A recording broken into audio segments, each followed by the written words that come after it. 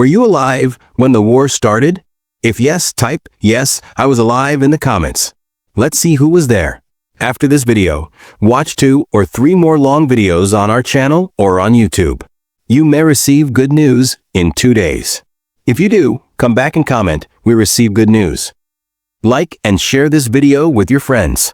Let's get started. The men who sank them were not soldiers. January 17, 1942, in Lingayen Gulf, western Luzon, Philippines. The water looks like black glass under a sky with no moon. A small wooden outrigger canoe, no bigger than a coffin, slips quietly through the current, its bamboo arms barely touching the surface. Inside, 3 Filipino fishermen stay low, faces covered in charcoal, hands holding rope instead of nets, tied to something hidden below the waterline. Far away, the dark shape of a Japanese cargo ship moves south, deck lights dim but still seen, a slow shadow against the deeper coast.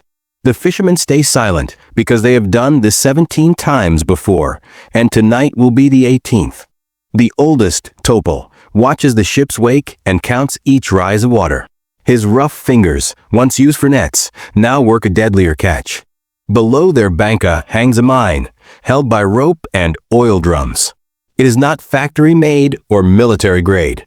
It is a reused naval shell, rewired by a former mechanic, filled with stolen dynamite. It is crude, unstable, and all they have, but it works. When Japan invaded in December 1941, they came with total confidence. Malaya fell, Hong Kong fell, Guam fell, and the Philippines followed. Manila was declared open. MacArthur fled to Corregidor. Allied forces vanished into Batan's jungles. But the sea did not give up. Around 7,000 islands tied by reefs and currents, the water became a graveyard. Not for warships, but for cargo ships, fuel tankers, supply barges, troop transports. And the fishermen who destroyed them men sink ships, not ghosts. They had no name, no badge, no flag, and no approval from any command. Later, American records called them irregular naval helpers. Japanese reports and captured messages named them Yurnoandi, the ghost fleet, because they came from nowhere, struck without warning, and vanished before anyone could react. By the time the damage was clear, the fishermen were already gone, back into villages and mangrove swamps, lost among thousands who work these waters. But ghosts do not destroy steel. Men do. And in one hard month, these men learned how to fight with nothing. Topol had fished for 43 years. His father fished. His sons fished. He knew every reef, every channel, every place where currents turned deadly and depths fell into black space. He read weather in dawn skies, tracked fish by birds, and survived storms by tying his boat to mangroves, standing chest deep until winds passed. He knew the sea. In January 1942, it became his weapon. Japan's supply chain stretched across the Pacific like a thin web, vital yet weak. Every base and airfield depended on ships carrying rice, ammo, fuel, and medicine. These ships followed known paths, close to shore, avoiding deep water where American subs might wait. They believed shallow seas were safe, watched, protected. Who would attack an empire's navy without warships? The fishermen did, not only from courage, though they had it, but because they had no choice. The occupiers took their boats, seized their catch, killed village leaders, burned churches, closed schools, and forced wives and daughters into labor. So the fishermen chose the last thing they still owned. The sea, it was warfare reduced to its most basic form. The first mine was built in a shed behind a church in Agaleon. A Jesuit priest, named Father Domingo, who studied engineering before the seminary, drew the plan on the back of a shell. The parts came from everywhere and nowhere. A naval shell found on a beach where an American patrol boat ran aground. Dynamite taken from a Japanese worksite. A clock fuse pulled from a broken alarm clock with rope wire oil drums and bamboo. 6 men worked for 3 days to finish it. When they tested it in a lagoon, the blast threw water 30 feet high and killed every fish within 100 yards. Father Domingo made the sign of the cross and whispered a prayer. Then he built another. By February, there were 12 mines. By March, 20. By April, no one knew the count because the fishermen stopped keeping track. They built them in secret shops, in empty house basements, and in shore caves. They moved them at night, tied under their bankas, hidden from planes. They placed them in ship routes near harbors and tight straits, where Japanese ships passed one by one. Then they waited. The blasts came without warning. A rice cargo ship for the garrison at Vigan hit a mine at dawn and sank in 12 minutes. A fuel tanker exploded off San Fernando, with fire seen for miles and smoke rising like a black pillar. A troop ship bringing men to Bataan hit a mine in Lingayen Gulf and sank so fast that half never left the deck. The Japanese Navy sent mine sweepers.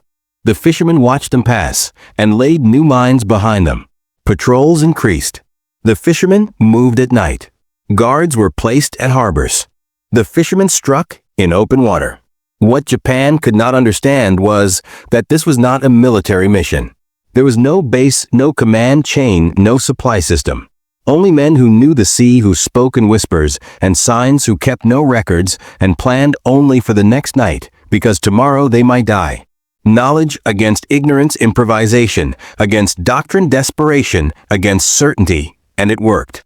Japanese records captured after the war show how much damage they caused.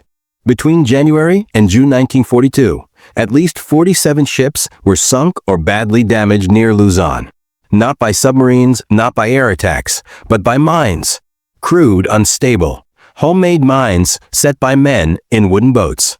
The Japanese Navy, confused and angry, pulled destroyers from the front lines to guard the coasts. They started convoys. They changed routes. They executed suspected collaborators in villages, burning entire barangays in revenge. Still, the ships kept sinking. Top's Banka carried 3 mines on the night of March 15, 1942. The water was calm, stars hidden by clouds, and Japanese patrols moved in predictable patterns. He and his 2 companions, Lucas, a teenager, and Benito, who had lost his son to a firing squad, set the first mine near the Ogno River entrance, where supply barges turned toward inland garrisons. The second went in deeper water used by larger cargo ships. The third they kept for backup. They were 200 yards from shore when a patrol boat's searchlight swept across the water. At first, it didn't see them. Their lamp was off, the banka still, floating like debris. But the light returned, slower this time, careful. Top heard the diesel engine and sailors calling. He saw the machine gun on the bow and knew, with the certainty of a man who reads the sea, that they had been spotted. Benito reached for the third mine. Lucas whispered a prayer. Top cut the rope. The mine sank 10, 15, 20 feet. Top counted the seconds. The patrol boat drew closer. The light locked on them. Then the world turned white. The explosion lifted the patrol boat from the water, snapping its keel, tearing its hull. The wave capsized the banka, throwing all 3 into the sea. Top surfaced, gasping, ears ringing, vision blurred. Fire floated on the water. The patrol boat lay broken in half, sinking stern first. He saw Lucas clinging to bamboo. Benito was gone. They searched for an hour, diving until their lungs burned, calling his name. They found nothing. The sea had claimed him as it had claimed so many, and would claim more before the war ended. But the patrol boat was gone. And the next morning, a Japanese cargo ship hit one of the mines they had placed. The ships kept sinking. And the morning after that, another went down. The Ghost Fleet did not win the war. Wars are not won by shadows. The Philippines was retaken in 1944 by battleships, by waves of bombers, by tens of thousands of soldiers storming beaches under covering fire. The fishermen were gone. Most had died, executed, drowned, or claimed by the sea they once called home. Top died in April 1943, shot by a Japanese patrol after a mine was discovered near his village. Lucas survived, but never fished again. Father Domingo was arrested in May 1942 and died in a prison camp. But the ships they sank mattered. Every ton of rice that never reached the garrisons, every gallon of fuel burned on the water, every soldier drowned in Lingayen Gulf, it all mattered. Japan's stretched Pacific supply lines frayed more. Reinforcements were late. Supplies ran short. Isolated men stationed in the Philippines began to learn a truth no propaganda could erase. They were vulnerable. After the war, American Navy historians combed captured Japanese records to piece together the story of the Ghost Fleet. Patrol logs, damage reports, interrogation transcripts.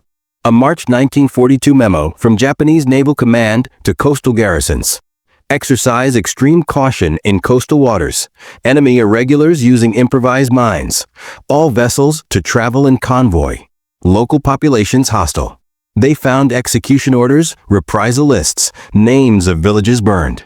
But no roster of fishermen. There never was one.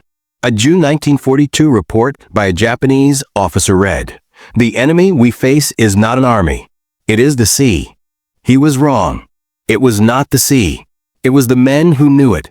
Men who had spent their lives reading its moods and rhythms, learning its secrets. Men who understood the sea does not take sides, but it remembers, and it does not forgive. In the years after the war, survivors spoke quietly of what they had done. Not with pride, there was too much loss, but with grim satisfaction they had fought with what they had. They had turned their knowledge into a weapon. They had made the occupiers fear the very waters they tried to control. And in doing so, they proved something empires always forget. The will to resist cannot be measured in tonnage or firepower. It lives in the hands of ordinary men who refuse to be conquered. It persists even when the outcome seems certain. Today, a small monument stands in a village near a cove. It lists no names. A simple stone, inscribed with a single line to those who fought with the sea. Local fishermen passing by sometimes pause. They do not salute. They do not lay wreaths. They simply nod, as one fisherman does to another, acknowledging a shared understanding of what the sea demands and what it gives. On certain nights, when the moon is dark and the water is still, old men in the coastal villages tell stories. Of banquets that moved without sound, of explosions lighting the horizon, of Japanese ships vanishing in the night. They speak of men who became ghosts, not because they died, but because they learned to move between the worlds of the living and the drowned, to strike and vanish, making the sea their ally. The Ghost Fleet sailed without flags, without orders, without hope of recognition. It sailed because men like Topol, Benito, Father Domingo, Lucas, and 100 others, whose names we will never know, chose to fight. Not with the weapons of empires, but with the tools of their trade. Not with certainty of victory, but with the refusal to accept defeat. Not for glory, but because the sea was theirs, and they would not let it be taken. And in the end, the sea remembered.